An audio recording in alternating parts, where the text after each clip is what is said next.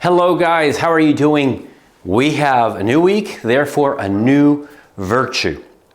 We're going to talk about the third cardinal virtue. We had said simply that we have humility as the foundation of everything.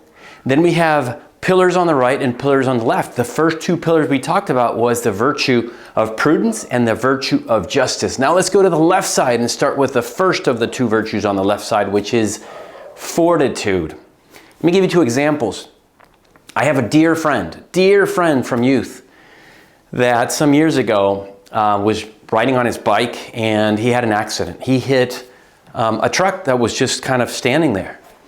And well, he lost a lot of his mobility from the waist down. He has 4 kids, a beautiful wife, great wife.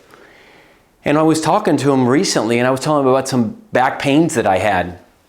And that sometimes they wake me up at night because yeah, when you shift from left to right, you know, you have a little bit of a pain.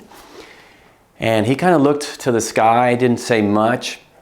And a few minutes later, he told me, you know, ever since my accident, every single night, I have to call my nurse. And that person, he helps me to go to the bathroom a couple times. Every single night. And sometimes I can't sleep anymore. That's example number 1. Example number 2 is a saint that you know very well about, Saint Maximilian Colby. He was in a concentration camp. He was, during World War II.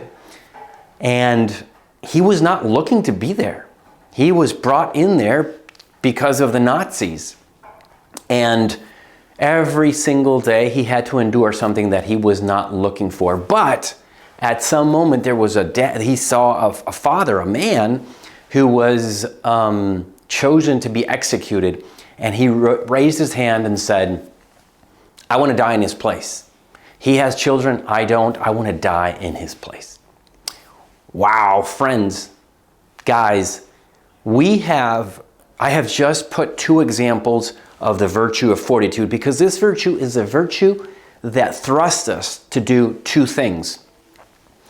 To endure things that we were not looking for, and on the other hand, to take on works that require a lot of strength. In these 2 examples, we find both of them. So that is what we are called to do as well.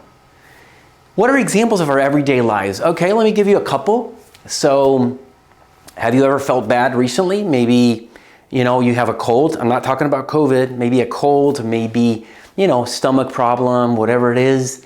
And that is enough to impede us or to hinder us from going to work.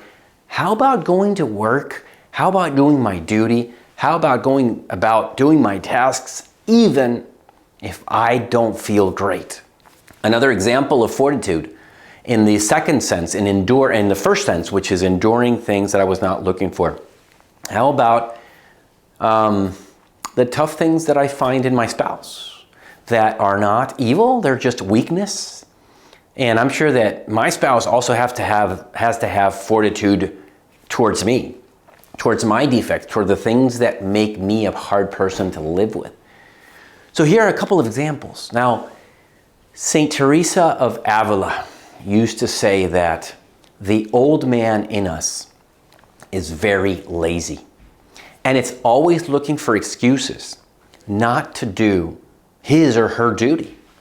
The old man, the old woman in us is always trying to discover things that are really tough in mind, in word, or in thought, in word, and in action. And so if we just go and do what we have to do, we are becoming stronger and stronger. Through Exodus 90, we are becoming stronger to live this virtue of fortitude. One last thing. Saint Teresa of Avila also said that when we indulge our bodies in everything they want, you know what anthropologically starts to happen? Well, we find the body finds so many things that it claims that are so necessary. It multiplies its needs. When we indulge, more needs and small idols begin to pop up in our lives. So, from now on, a way to live this is ask yourself, what sacrifice is needed for this duty of mine to be done. And go and do it with the virtue of fortitude. I cannot end this video without saying something very important. Again and again, we do all of this not as a white knuckling of the spiritual life. We are not voluntaristic. We don't want to be Pelagian. Pelagian was somebody who said that we conquer heaven through our will. We do need will, but we're doing this out of love of Christ and His grace. God bless.